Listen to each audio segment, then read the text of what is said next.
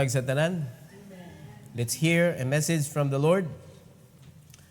The book of Psalms, gihapon ta, the book of Psalms, and this is Psalms 22. Ikaduha nga bahin sa atong Psalms 22. And this morning, ang title sa ato ang message is Jesus' Glorious Coronation. Atong masabtan mga kaigsunan nga kaning Psalms 22, though experiences ni David, pero napakita gyud ni David mga kaigsunan nga kanang murag gi-foretell ba si Christ sa mga panghitabo aning Psalms 22. So let's all stand, magpray ta mga kaigsunan. Our gracious Heavenly Father, we thank you, Lord, and we praise you for this morning. Thank you for giving us strength. And please give us wisdom, O God, as we listen to your message. I pray that you will bless your people with understanding and help us, Lord God, that we could also do unsa may imong imando namo, Lord, unsa imong itudlo namo. Help us to keep it and help us to be an obedient child sa imuhang kabubuton, Lord. And help us to surrender ourselves to you, O Lord, kay kung dili namo isurrender among kaugalingon, magbutbuot yun ang among kaugalingon, ug dili namo mabuhat ang imong gisugo. Salamat kay Lord sa mga pagpahimatngon ug ang imuhang mga pagpadlong, and to go to dear God, nga mahimo ming submissive today as we listen. This is for your glory, and please use me, O God, empower me this morning. In Jesus' name we pray. Amen. Amen. You may take your seat, please. So this is something that we could see. There is a Psalms 22 about the Lord Jesus Christ sa iyang pag-reign, sa iyang coronation, sa iyang resurrection. So makita na ito diri mga kaigsunan. And I hope that you are going to remember that we are now part of these end times. So kung atong sabton mga kaigsunan, ang importante kayo is the beginning and the ending. Ang importante nga bahin ba? So, ang mga apostles and their disciples sa panahon nga giumol pa ang buluhaton sa Ginoo, importante kay ito. Formative. Ug sa bata pa. Ug ang ending. Pero wata nag-ingon nga why dili importante ang in between. Pero mga kaigsunan, remember this, end part na ni. Naanata sa end part. Anytime, mubalik ang Ginoo mga kaigsunan. Napaspas ang pag-inform sa mga tao about the death of the Lord because of the social media. Tungod sa network mga kaigsunan, no? Satellite, na-distribute na. Diba? So, kita dili ta magkumpiyansa mga igsoon. Jesus may come anytime. So, ang atong buhaton, ayog sugot nga mubalik ang Ginoo or mamatay tag-una nga wa gyud kay bunga gyud. Kaya wa man hinahitabo tanan para lang mahitabo. Dunay rason mga igsoon. So, dunay duha ka butang atong isgutan this morning regarding sa Psalms 22, number 1. He praises the Lord for defending the oppressed.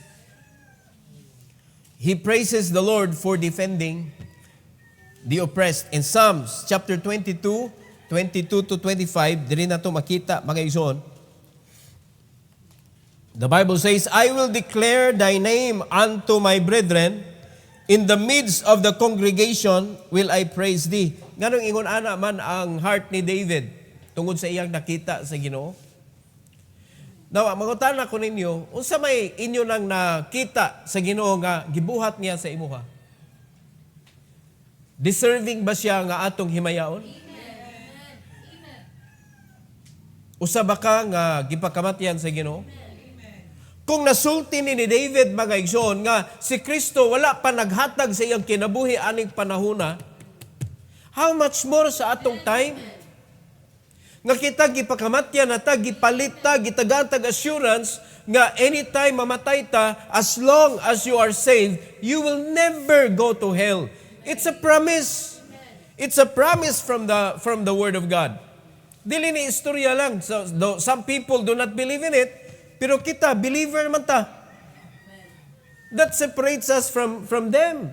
Nga dili mo tuo nga si Kristo naghatag siyang kinabuhi para isiguro nga kita samtang naapata diri aning kalibutan maluwas ta ug makapaniguro ta nga anytime mubalik ang Ginoo or mamatay tag-una kuyog ta niya dito sa iyang gingarian.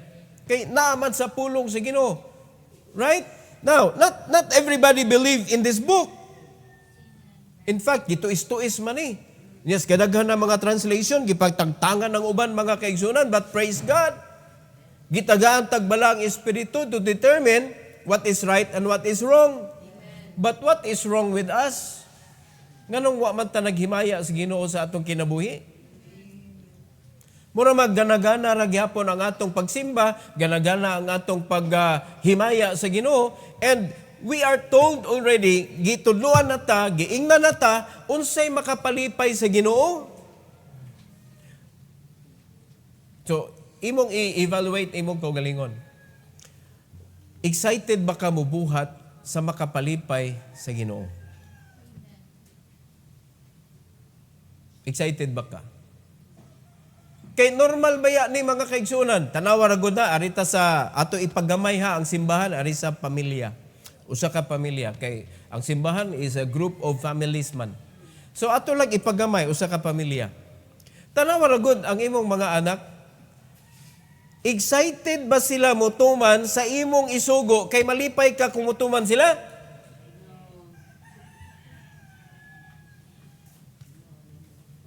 Oh, kita na mo. So, sulbad ang problema, kanong dagagahig o diri simbahan? Normal lagi na mga kaigsunan, and that is why we need to break it. Atong buko na nga kuan nga kanang pagka-normal sa makasasala. Kay giluwas naman ta. Nakaangko naman ta sa balaang espiritu nga may mugiya nato how to do things right. So to obey is better than sacrifice. Di ba? To obey is the very thing that can please the Lord. How can you praise Him kung disobedient ka? Mo na nga ang problema karon dako jud kayo sukad pa ni sa una pero nagkagrabe karon mga kaigsunan tungod kay ato naman gilihis mga igsoon ang kanang kamatuoran ba magbuhat tag kanang murag yapog tinuod. Pero dili mao. Mo na nga makita nato sa matag pamilya gamay ra jud kaayo mga bata ang ilang concern kalipay sa ilang ginikanan. Gamay na silang desire ba nga I want to honor my father and mother. I want to please them. I want to see them happy. Kasagaran sa mga bata ron, puro reklamo man. Mura ba og kinahanglan makapasar gyud ta nila. Murag kita nay muluhod sa ila mga kaigsunan nga kita na magsighangyo. Nalimad ka na, imo silang tudluan para monindot ang kinabuhi. Unya dili mo tuman naugtas ka, inig ka abot na sa punto nga mo ani na sila sa ilang disobedience, kinsa may magbago. Parents gyapon. O di ba? Labaw ng Ginoo, kay bawgon siya unsay sakto unsay sayop. Mo na gitagaan tag Biblia pero pila ra magkabuktaw mga kaigsunan, excited mo katon, excited mo tuon, excited magtamod gyud kung unsay gustos Ginoo, excited mo buhat kung unsay gitudlo sa Ginoo para himayaon ang Ginoo. Pila raman. Pero si David, mga kaigsunan, grabe iyang desire. I will praise thee. Verse 23, ye that fear the Lord, praise Him. All ye the seed of Jacob, glorify Him and fear Him. All ye the seed of Israel. Mga kaigsunan, gimanduan ni David, kita, diin man ta, asa man ta na-connect the death of the Lord. Because of his death. Wa mo tay labot aning Israel. We are not chosen. Pero nakonekta dito mga kaigsunan sa Israel, nakonekta sa pinili sa Ginoo because of the death of the Lord. Special. Subot sabton mga kaigsunan, kita itong nakautang og dako. Ngagibayran sa Ginoo. Kumpara atong nakautang og gamay. Ngagibayran pod sa Ginoo. So kinsa may mas magpasalamat dapat? Kita. Mga kaigsunan, pero asa naman ni atong pagpasalamat sa Ginoo? Muna kita dapat magkwanta, mag-glorify ta sa Ginoo. In verse number 24, for He hath not despised nor abhorred the affliction of the afflicted, neither hath He hid His face from him. But when he cried unto Him, He heard. Ambot na lang gyud mga kaigsunan, kung wa pa ka-experience ani nga grabe kay mo problema, pero nakuan yun mo, kanang na-feel yun mo ba? The presence of the Lord. In that very difficult situation. Di lang nimo ma-feel ang Ginoo kung wa ka nituon niya. Kaya di man ni automatic mga igsoon nga every time muhilak ang Kristohanon, doolon din sa Ginoo. Dili oy. Busay doolon ka, bulalan ka noon. Because God is just. Kita dapat mo adjust. Kisakto yun ang Ginoo yun. No, kung masayop ta, dapat ang kuno na ito nasayop ta, unya, atong hangyoon ang Ginoo, nga tabangi mi Lord, nga mainsakto ni among kinabuhi, para ma-experience na to, ninduta, gyuday, oy, kung natas kabubuton sa Ginoo. Amen? Now, tinuod man ni, igsoon, nga wa, gyud pasagdi sa Ginoo ang mga afflicted. Do you know who are the afflicted? The sinners. We are afflicted. Do ngurata og kanang haylo sa yawa mga kaigsunan aning kalibutan na, pero ang ending nimo imperno. Asa pa may labaw ana sa affliction? Pero wala na pasagdi sa Ginoo mga kaigsunan. Gipadala niya iyang bugtong anak diri para sulbaron tanan once and for all. It's done. It's done. Iya batang gilingiwan batan niya? Wala oy. Gibuhat niya tanan. Wa niya itago iyang naong mga kaigsunan. Magpabilin siyang Ginoo. Bisag way taong mutuon niya. Ginoo gyapon siya. Kita, wa gitay ayo kung way Ginoo. Unya sa dihang kita nagpabadlong ta, unya mga anak na ta sa Ginoo, makapabadlong magyapon ta, inighilak na to sa Ginoo mga kaigsunan. Maminaw gid siya. Amen. O karon, mo lagi sama sa akong gingon kaganina. Sige tudlo ang ginikanan. Unya ang anak di mutuman. Unya sa dihang na iniepekto ng iyang pagkagahig ulo, ang inahan o gamahan gyapon mo maghilak og tan-aw. Di ba mao sila nitabo sa Ginoo? Atong giprisko og balik ang samad ni Jesus. Tungod sa atong pagkabadlongon, ang iyang sacrifices atong gi-afresh. Murag gi-refresh nato mga kaigsunan ang iyang gihimo dito sa cross. Muna nga ato ning bantayan gyud ang atong kaugalingon nga dili ta magamit sa yawa para pasakitan ang naghigugma nato. In verse number 25, tanawa unsay iyang gingon. My praise shall be of thee in the great congregation. I will pay my vows before them that fear him. Kana honest yun na. Oh, what about us today? Tanaw na to ang gi-reflect ani mga kaigsunan. Ang uban ani nakita ni nga chapter kani nga mga verses nag-imply ni siya sa o nag-refer ni siya mga kaigsunan sa resurrection ni Christ. Kung giunsa ta niya pagluwas og unsay epekto sa iyang resurrection.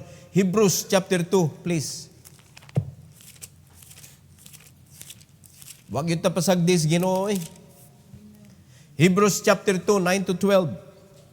The Bible says, but we see Jesus, who was made a little lower than the angels, for the sufferings of death, crowned with glory and honor, that he, by the grace of God, should taste death for every man.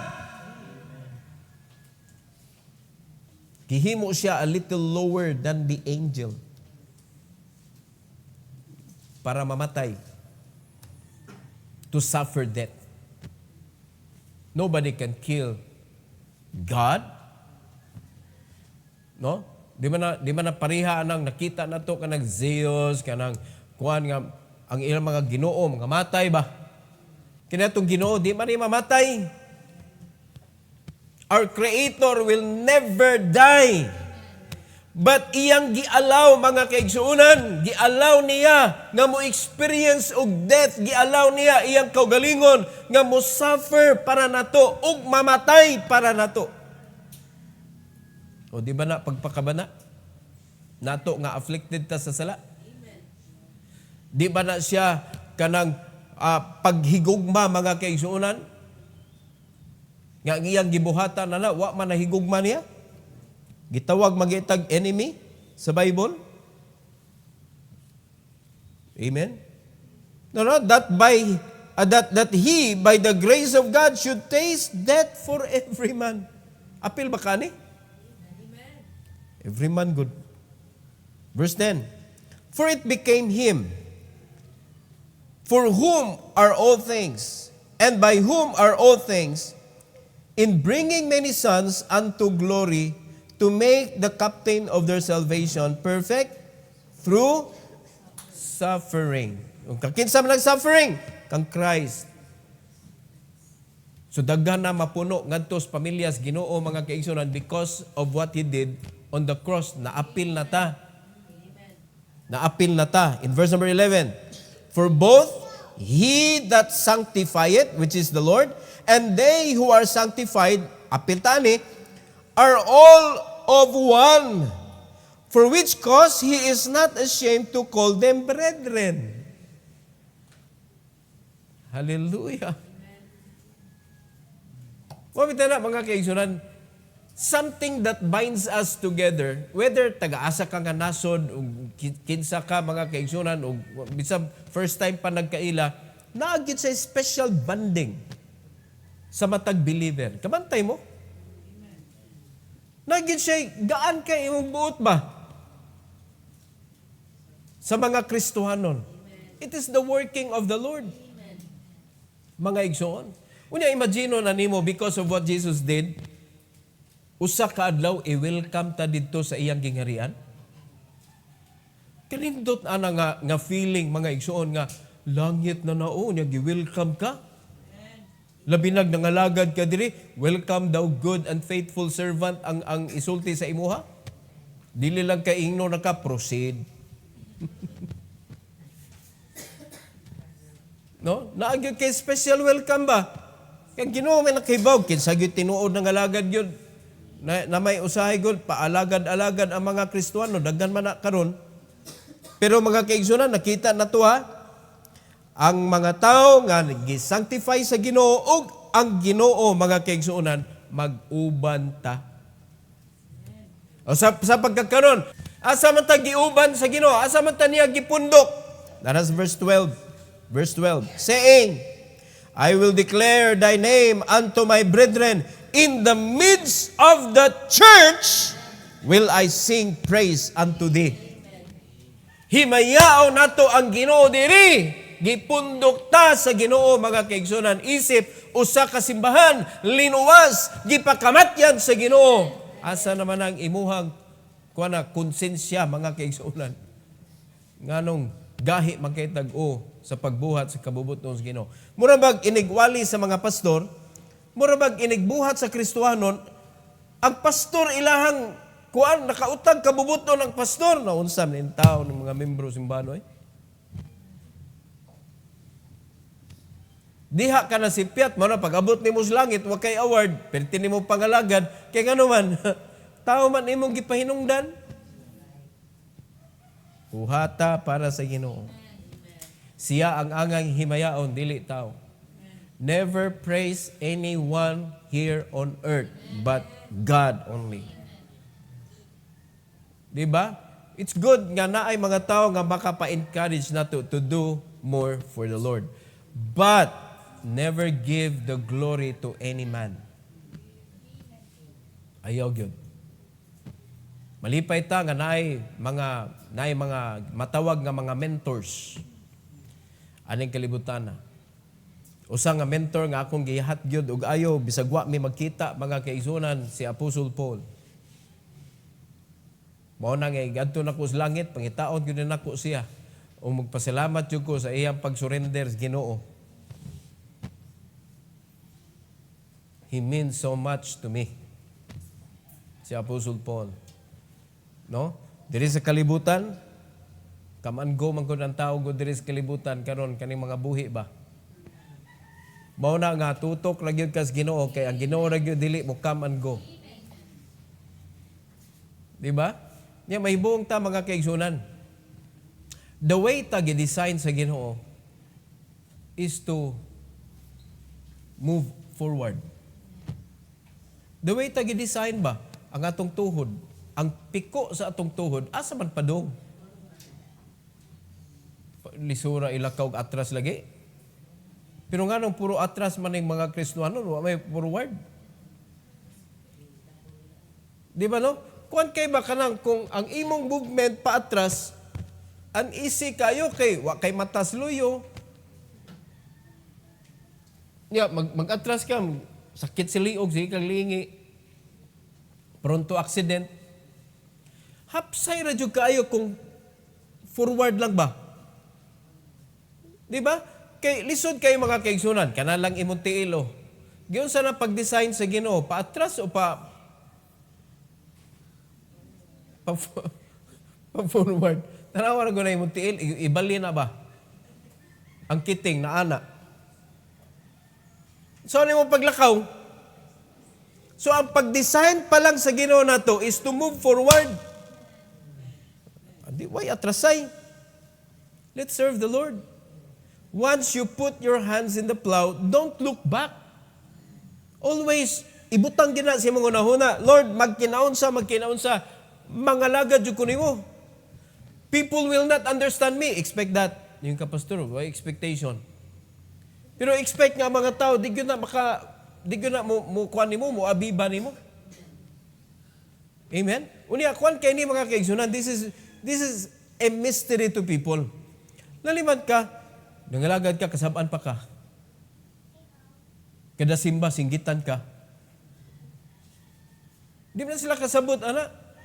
Mga tao, maminaw sa gawa sa simbahan, mayroon na sila luhyon. Sige, saba sila pastor. Unya ikaw, maminaw pag ka sa imong kaugalingon, mga kaigsunan. No, nagkaibaw sa pastor, unsa na to pagpangalagad ng Ginoo. Dili lagi tanang pagpangalagad accepted. Mao na nakadawat ka, ang dawat nimo sa mensahe kasaba, tingali tungod kay dili mao imong pagpangalagad. Kay kung sakto imong pagpangalagad, ang kasaba dili para imo. Ang katong kasaba para tos nagpabadlong. Are you listening?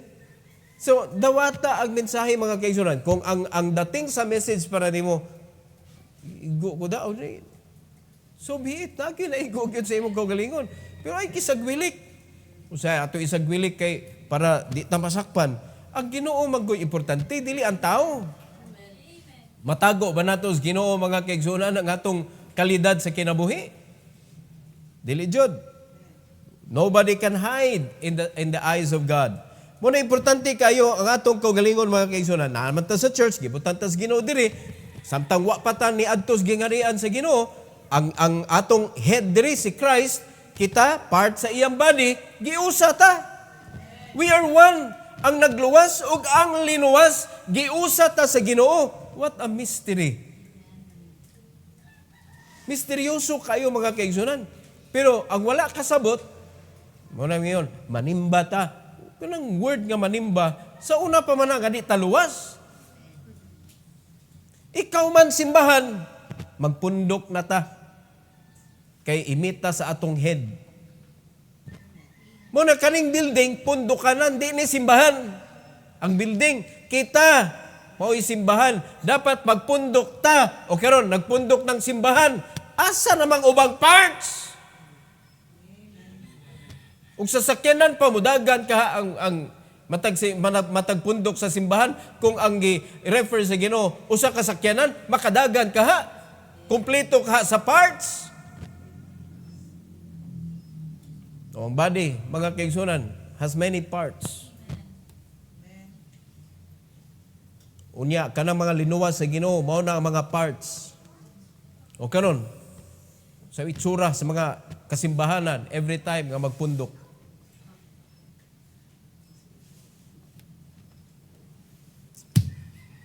Di ba? So, di may maya ang Ginoo. Pero, we are commanded to praise Him. Maraming si David, praise the Lord! No, mga kaliwatan ni Jacob. Kita mga kaliwatan sa Jacob. Pero linuwas sa Ginoo, mga kaigsuonan. Linuwas sa Ginoo. O, kumusta na magkaroon? Hakog gyapon. Dapat dili na. No, atong i-learn ang prinsipyo sa Ginoo, mga kaigsuonan. Na siya mismo nagpakita sa iyang prinsipyo nga wala lang niya gitudlo kundi ay iya jung gibuhat yun. Kung mayong kag-giving, unsa may wa gihatag sa Ginoo. Mga kaigsuonan, wow. Nindot kayo. Nindot kayo. So number 2, atong isgutan karon. All nations will worship the Lord. This is the fact that we need to believe. All nations will worship the Lord. Nanana sa pulong daan sa Ginoo, mga kaigsunan, every knee shall bow and every tongue shall confess about Jesus Christ, mga kaigsunan. So some see this as a reference to Christ's future reign. Abot ang panahon nga siya na'y mo reign, mga igsoon. Do, naapay panahon nga ang yawa mangilad sa mga tao, muna ang tribulation period, igabot sa rapture, mga igsoon, magkaguliyang man ang mga tao, magkaguliyang ang kalibutan kay laliman ka, mga wagtang nagkalit ang mga tao. O, unsa ka kuyaw nga, nay motor nga, nagdagan way tao.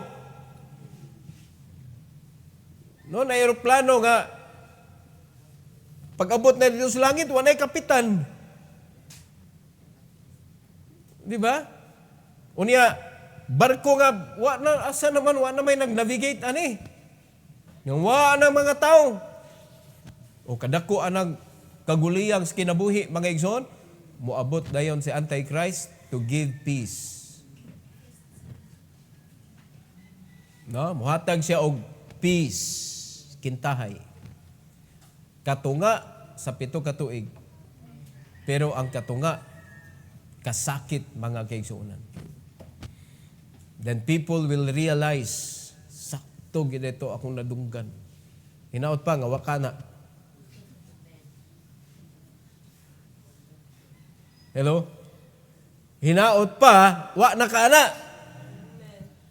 Hinaot pa, nakuyog ka atong mga nangawala. Na rapture.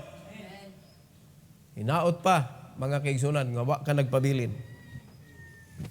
Kay diha pagka-realize, tinuod gid itong giwali ni Pastor da. So, kani siya, moabot ang panahon, mga kaigsunan, diri pakita, balik ta sa Psalms 22, gipakita diri ang pag-reign ni Christ. Verse 26 to 31. 26 to 31, the Bible says, the meek shall eat and be satisfied. They shall praise the Lord that seek Him. Your heart shall live forever. Wa na'y hunong-hunong. No? In verse 27, all the ends of the world shall remember and turn unto the Lord, and all the kindreds of the nations shall worship before thee.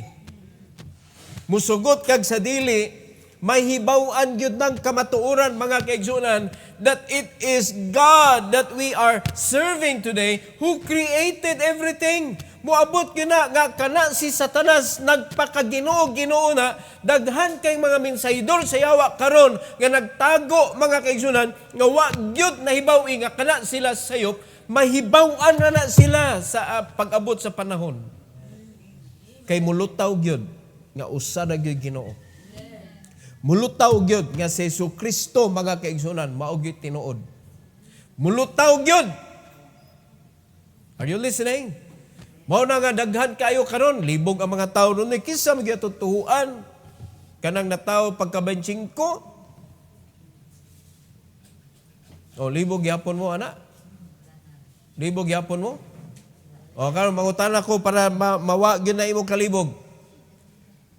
Tagay kuno ko og higayon mga kaigsunan nga si Kristo nagpasiugda sa iyang birthday. Naabay na kwan bisag kausa lang mag-celebrate siya sa iyang mga apostoles. Oh, kung ang hingtungdan wala ga celebrate nga nubot-buot man ka. Di na sipyat tinuon. Oh, nakabantay mo? Nga naabay celebration gibuhat ang Ginoo kauban sa mga apostoles? Wala gyud. So ngano magbut-buot man ang mga Kristohanon karon? Di ba? Kung dili mag-celebrate, ayaw pugsa. May panang uban mga kaigsunan nga dili mo celebrate sa ilang birthday pero ako mo celebrate ko pero ang Ginoo wala man gud siya napasiugdagod nga kanang mag-celebrate. Yan naman sila punto po. Duha ka celebration makita sa Bible, sa Old Testament o sa New Testament, nga nag-celebrate og birthday, puros na punggutag o. Pero di pasabot, di na mag-birthday o, kaya na punggutag liog. Kamatuoran maguna, nga nataw jug ka, na kay birth certificate, klaro kay na imong birth date. Hello? Ang manok mo nagampo nga, nay maputlag liog day manok or baboy. Di maputlag liog ang baboy. Abisan, ang manok gyud may putlag liog. Nagi day maputlan oy.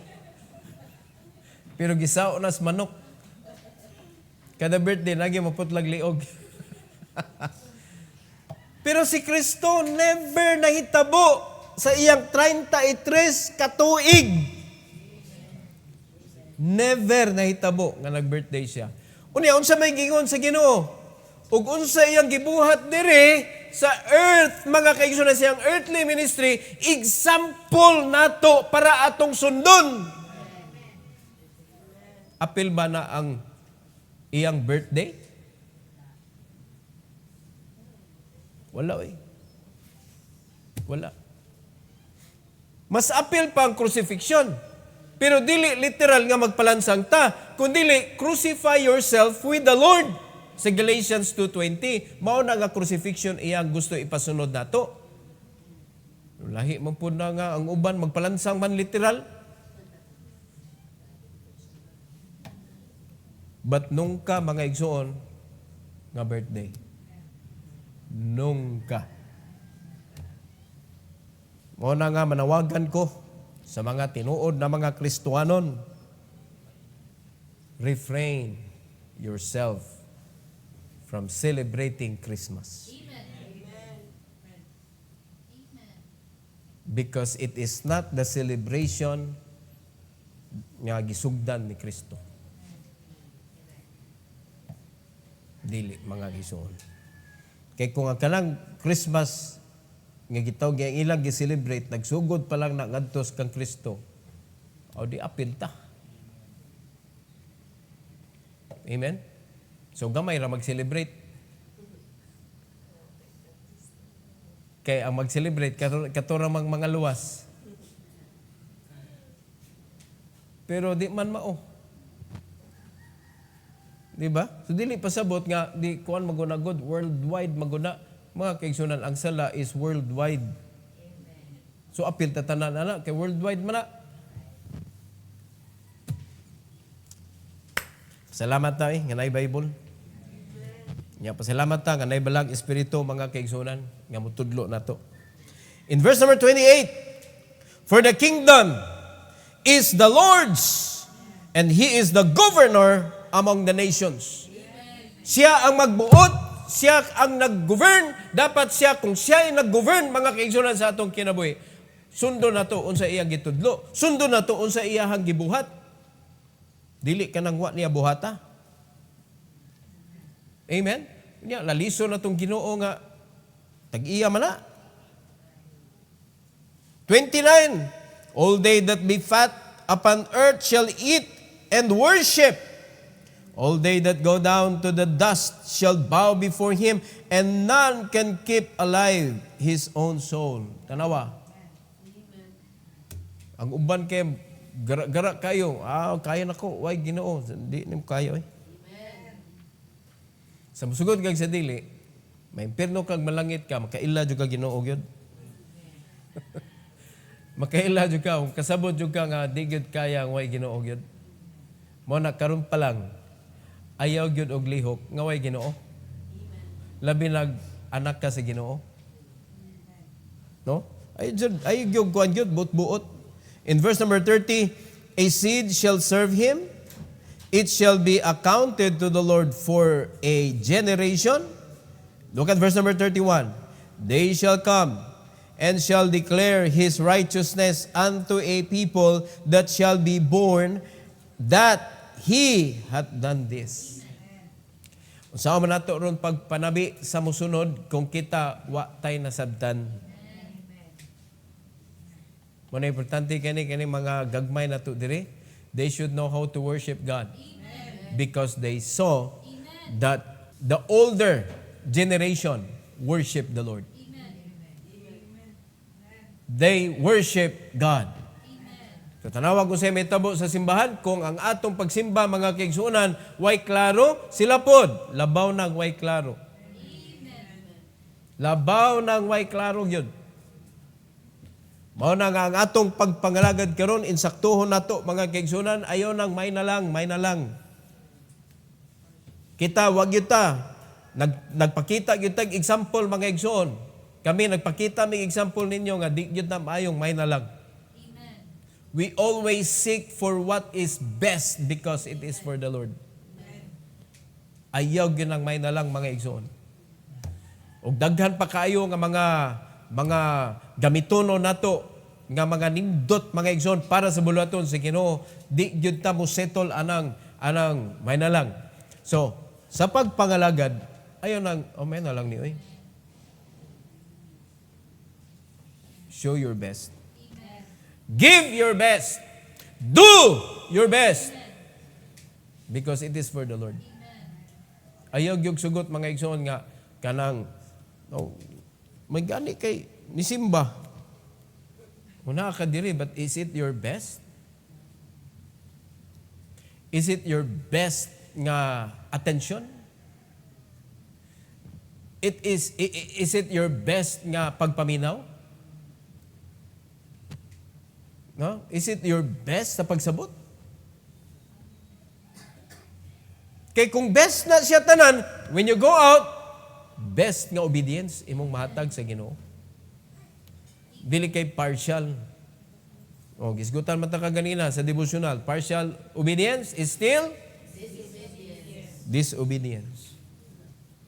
So it cannot please the Lord. Amen. And it is our duty to praise Him, to honor Him. Dapat ma-bless mo ano eh. Di ba dapat kanang daghan makita nato mga kaigsunan nga kanang ang linuwas ug ang nagluwas, pero wa sila nagkuyog. Kay linuwas ragog ka. Di ba? Ang nagluwas, espesyal gyud na iyahang buta, iyang lugar. Pero diri mga igsoon, linuwas ta ug ang nagluwas nato giusa ta. What a humble God we have. Muna kita di ta magpasigarbo sa atong kinabuhi mga kaigsunan. Para ma-maintain na to atong humility, always think, I cannot do anything without the Lord. I need God. Gimanduan ko niya sa pagpamunga, but I cannot bear fruit without Him. Mao na mga Kristohanon, mailhan gyud. Kung wa gyud gani kay bunga, you are alone. You are not with the Lord. Siyempre, you can do nothing. Gingon man sa Bible. Ye can do nothing if you do not abide with Him. Kaklaro na? Pero, kung ni-abide ka sa Ginoo, and He, nag-abide po sa imuha, mga kaigsunan, di gyud ka kapugong, mamungag gyud ka. Mamungag gyud ka, di gyud ka kapugong. You can never prevent the fruit to come. Maabot gina. Kaya nga naman, ingo pa si Peter, di may kapugong oy. Sa message nga gibutang sa Ginoo sa among kasing-kasing, we cannot prevent our mouth to preach. Ya kita na noon maka-prevent ta. Di juga ka-prevent yun. Hona nga pasalamat ka mga kaigsunan nga naapil ka, gipili ka sa Ginoo. So do not waste your time. And it is the devil that will help you to waste your time. So, especially young people, I covet your age good.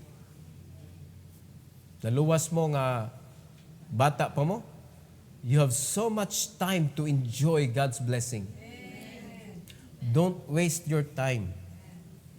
Ha? Don't waste your time. Kay ang imong gidawat karon ang mga bribery sa yawa, it cannot make your life. No, it will tend to kanang agony and sufferings in this world. Pero ang giandam sa Ginoo is a very prosperous life. Abundant life. Yang gi-promise. Pero makuha lagi nato na kanang mga abundant, prosperous, pinagi sa pagtuman, pinagi sa pagsunod. Daghan na magkayo mga verses diha atong nadunggan. Amen? Padayon gyud ta sa pagtuman. Padayon ta sa pagpaminaw, tumano na to unsay gisulti sa Ginoo para way sipyat ning atong kinabuhi mga kaigsunan. All right? So every head bow, every eye closed. Heavenly Father, we thank you, Lord, and we praise you for this morning. Thank you for reminding us, O God, that to obey is very important sa paghimaya sa imong ngalan. And it's very hard for us, Lord, to worship you and to praise your name without obeying your voice, obeying your command. So please, Lord, help each and every one to be able to obey you sa matag pulong nga imong gibuhian, Lord, sa amoa. Tuguti, Lord, nga wala may isalikway. Tuguti nga ikaw gyud ang mahimaya sa among pagbuhat. Salamat kay Lord, nining higayon nga magkahiusa ang among mga pagampo diha kanimo. Salamat sa pagbadlong, salamat Lord sa pagpahimatngon kanamo Lord this morning. Among ibalik kanimong himaya ug dungog sa kadaugan Lord karong kabuntagon. In Jesus' name we pray. Amen. Amen. Praise the Lord.